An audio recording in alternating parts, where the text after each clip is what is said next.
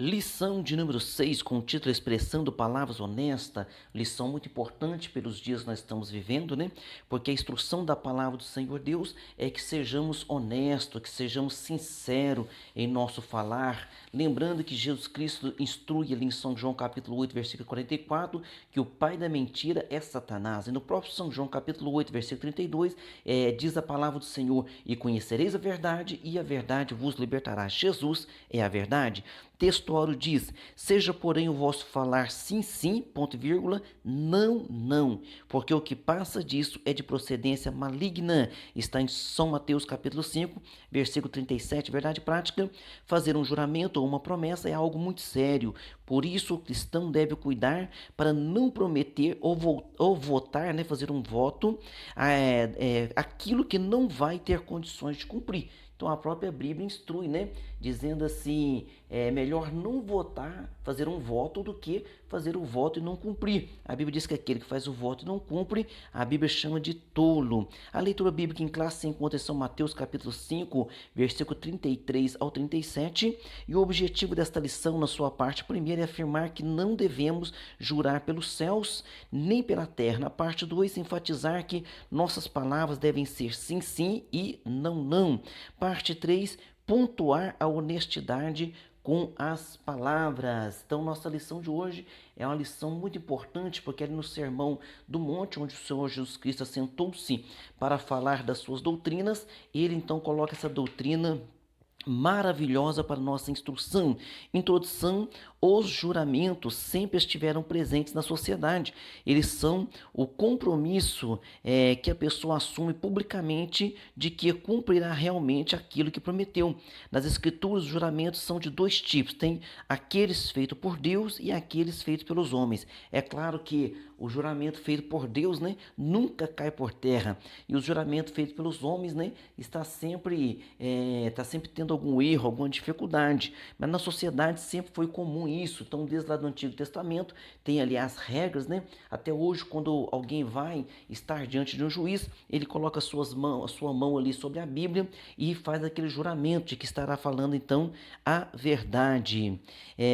Então, o Senhor Jesus Cristo, ele condena o uso indiscriminado, leviano ou evasivo do juramento que prevalecia entre os judeus. Então nós vamos entender aqui que juramento é esse que estava prevalecendo ali entre os judeus, porque a regra do Antigo Testamento é clara, mas ali quando Jesus está falando com eles, Jesus então está dizendo e jogando, né, diante deles ali, como que eles estavam relativizando a palavra de Deus. Vamos ver aqui na parte primeira: não devemos jurar nem pelos céus nem pela terra. No item 1, a lei do juramento. De acordo com o dicionário bíblico Wycliffe, a lei mosaica enfatizou a natureza obrigatória de juramentos e decretou o castigo para o perjurador, aquele que faz juramento falso. O falso juramento de uma testemunha ou uma falsa afirmação com relação a uma promessa ou alguma coisa encontrada exigiu uma oferta pelo pecado. Então, na lei, né, tem a regra ali do juramento, e se alguém descumprisse, tinha também ali a sua punição, aquilo que deveria pagar. A lei enfatizou a seriedade dos juramentos e proibiu o juramento por deuses falsos. Então a Bíblia também é bem clara, o Senhor Deus dizendo. Por quê?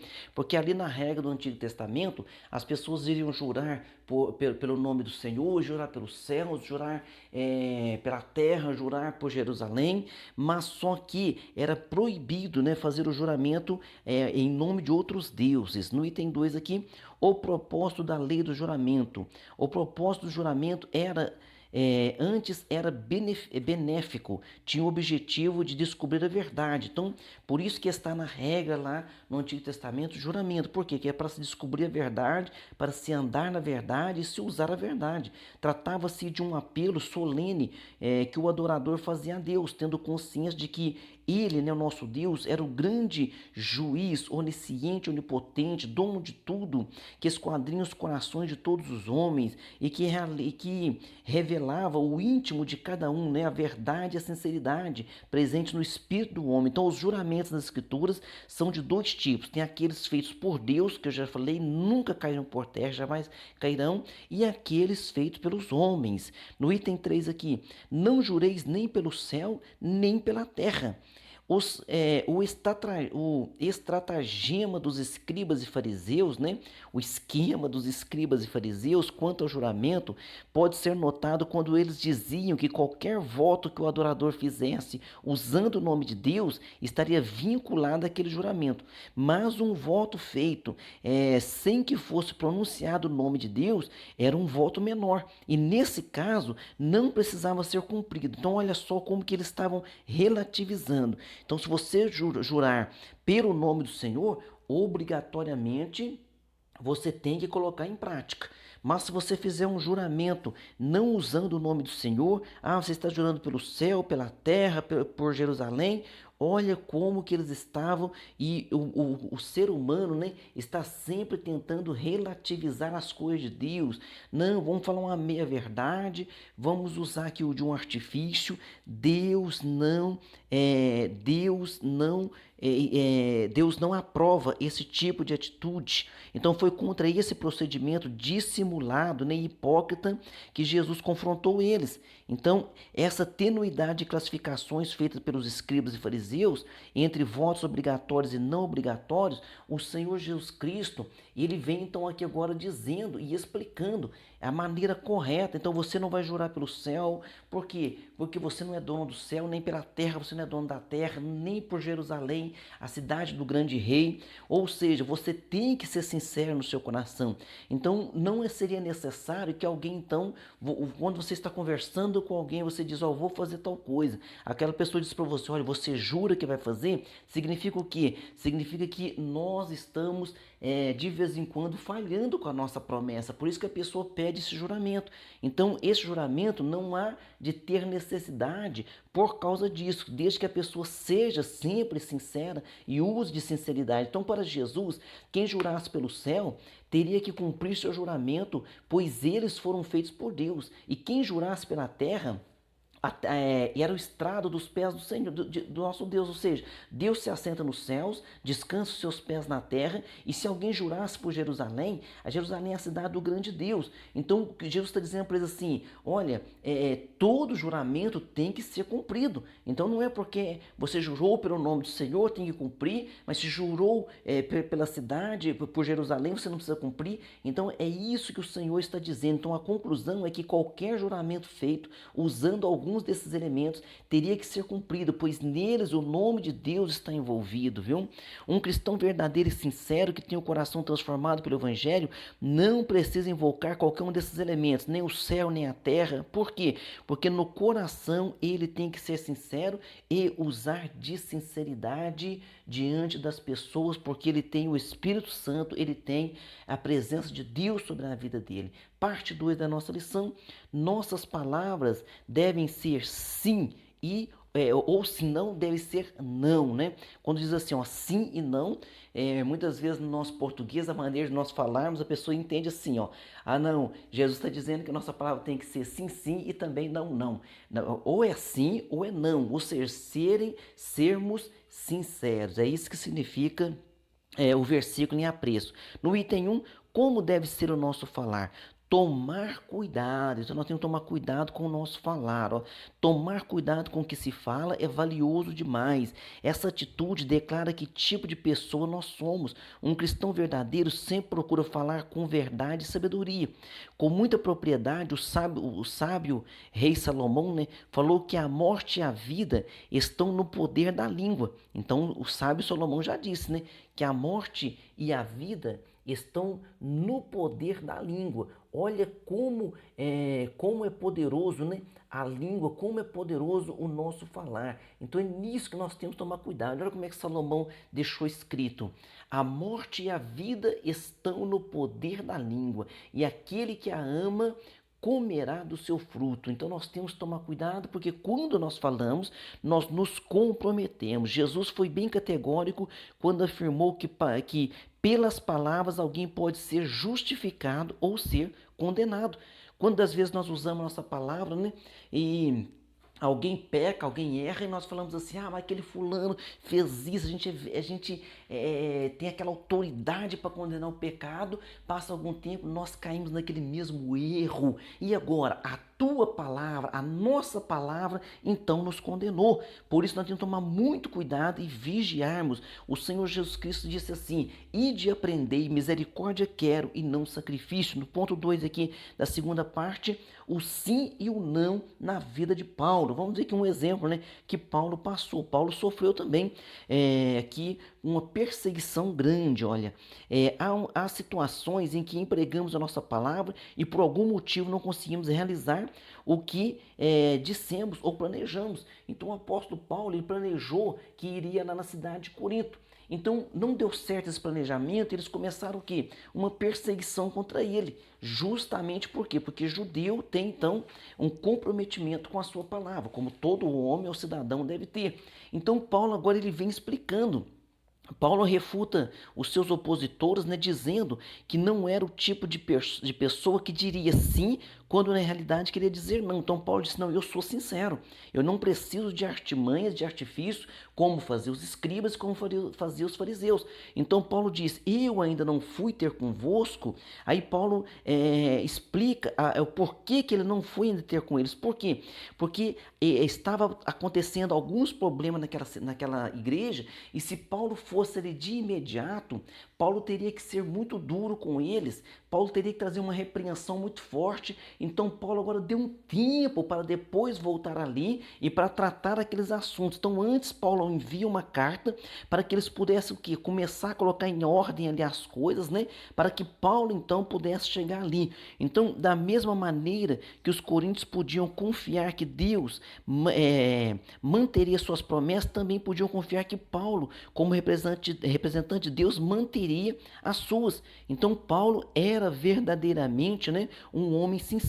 Então Paulo deixou claro para eles lá em 2 Coríntios capítulo 1 e versículo 23, que Paulo estava então poupando eles, viu? Então é isso que Paulo estava fazendo. Paulo estava poupando eles, por quê? Porque se Paulo fosse ali de imediato, o que iria acontecer? Então Paulo teria que dar uma repreensão mais dura sobre eles. Ali, ó.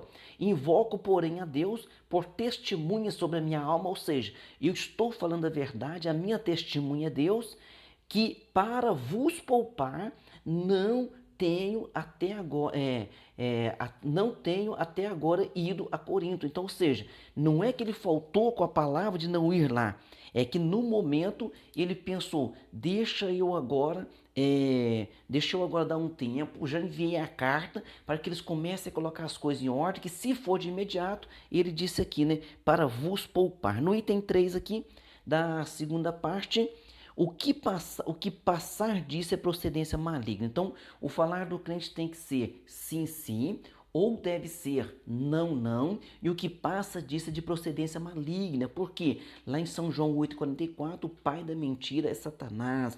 Usar meias verdades, né? Que o Senhor nos tenha misericórdia e compaixão de nós, porque qual ser humano nunca mentiu? Qual ser humano nunca usou meia verdade? Mas nós precisamos o quê? Estar mudando o comportamento, está nos corrigindo, né? Falar menos, fazer menos promessas, às vezes naquela hora da alegria, né? Tem até um ditado, né, popular: quando você estiver muito alegre, não faça promessas, não faça promessas. Por quê? Você está naquela euforia, naquela alegria, a pessoa fala: tem como você fazer isso? Ah, eu faço. Tem como você resolver aquilo? Ah, eu resolvo. Aí na hora que você acorda no outro dia, você diz: nossa, como que eu vou fazer aquilo? Ou seja, você tinha o desejo de fazer, mas não tem condições de fazê-lo, viu? Então nós temos que tomar esse cuidado. Se não for assim, poderemos nos rebaixar, passando a divulgar rumores, fofocas, né? E a ter segundas intenções, ou seja, nós daremos lugar a situações de procedência maligna. Olha, um cuidado quando alguém te disser assim: olha, eu escutei uma notícia e vou te vender pelo mesmo preço que eu comprei. O que está querendo dizer? Eu escutei uma fofoca, não tenho certeza disso, não tem comprovação, mas eu vou te contar da mesma forma que eu escutei. Isso são rumores, são fofocas, e isso não leva ninguém a lugar algum. Então vamos tomar cuidado, né? Vamos divulgar a verdade, falar a verdade e procurar ajudar as pessoas. Você viu alguém cometendo um erro? Você viu alguém fazendo errado? Vamos orar por ela, ter misericórdia dela, né?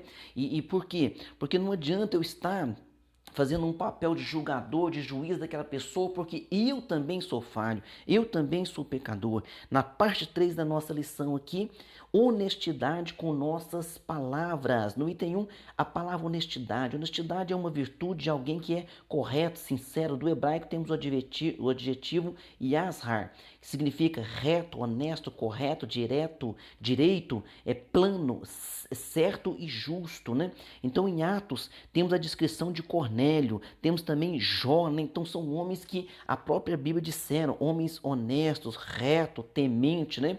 Agora você vai me dizer, pastor, eram perfeitos? Não, não eram perfeitos. Por quê? Porque nenhum ser humano é perfeito. Mas o próprio Deus, falando de Jó, ele disse assim, ó, ele procura desviar-se do mal. Então vamos procurar nós mesmos, né, desviarmos do mal. No item 2, é possível ser honesto com nossas palavras neste mundo? É uma pergunta, né? O mundo que nós estamos vivendo hoje, é possível ser honesto, né? Neste mundo que nós estamos vivendo hoje, na vida daquele que o evangelho já entrou, houve o que? Transformação plena, pois o mesmo busca não apenas curar os sintomas. Então, o evangelho não cura apenas os sintomas da doença do pecado, mas também previne o pecado. Então, não há como negar que neste mundo muitos já adotaram a mentira como hábito. Mas nós temos que tomar este cuidado. E a Bíblia fala, né? Vigiai e orai.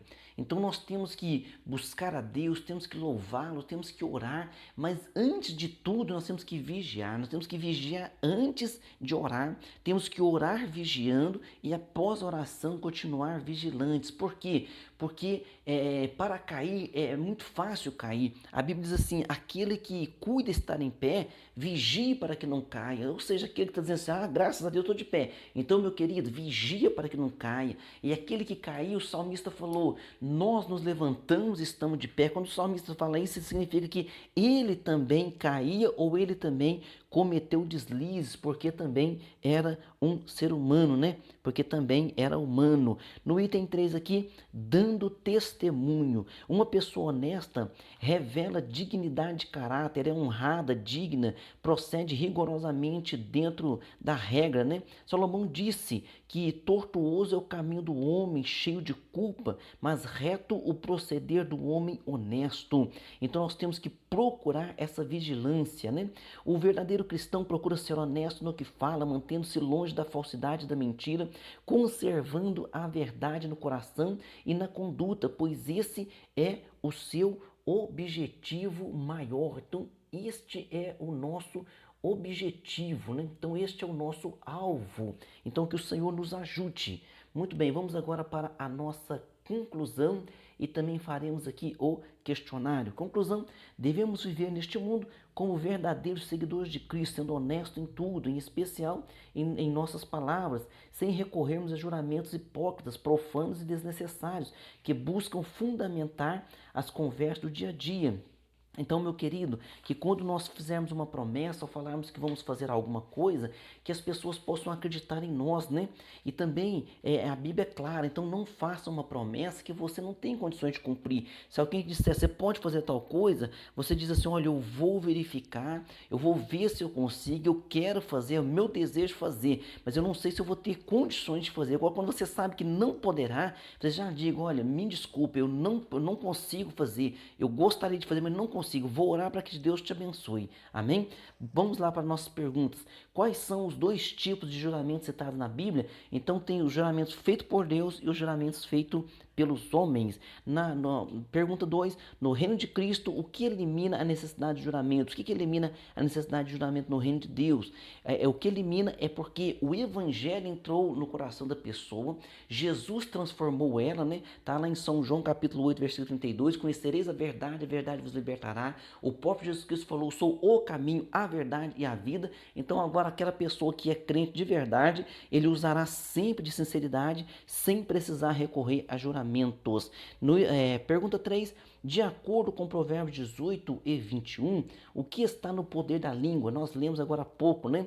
Então no poder da língua está a morte e a vida. Olha só, então nós podemos nos complicar ao falar demais, né? Nos complicar a fazer muitas promessas. Então faça de acordo com a sua condição, faça de acordo, né? para que nós não para que a gente não seja envergonhado. Então, pergunta 4, o que é honestidade? Honestidade fala do que é reto, né? Do que é correto, que tem sinceridade. Do hebraico temos o adjetivo, né? Yashar, que significa reto, honesto, correto, direito, plano, certo e justo. Como devemos viver neste mundo? Devemos viver neste mundo como verdadeiros seguidores de Cristo, sendo honesto em tudo, em especial em nossas palavras, sem recorrermos a juramentos hipócritas, profanos e desnecessários que buscam condimentar as conversas do dia a dia. Então, que o Senhor Jesus nos dê essa graça, nos dê essa autoridade e que possamos vigiar, né, cada vez mais. A Bíblia diz que nós seremos julgados por todas as palavras inúteis que nós dissermos. Então, que o Senhor nos ajude. E a própria palavra também diz assim, Deus, Jesus dizendo que a boca fala aquilo que o coração está cheio. Então, vamos encher a nossa mente, o nosso coração, nossa alma, nosso espírito. Vamos encher de coisas boas, né, vinda dos céus, de coisas honestas, né? E que o Senhor nos ajude então a vigiar em tudo e prosperarmos com a sua graça. Amém. E até a próxima aula.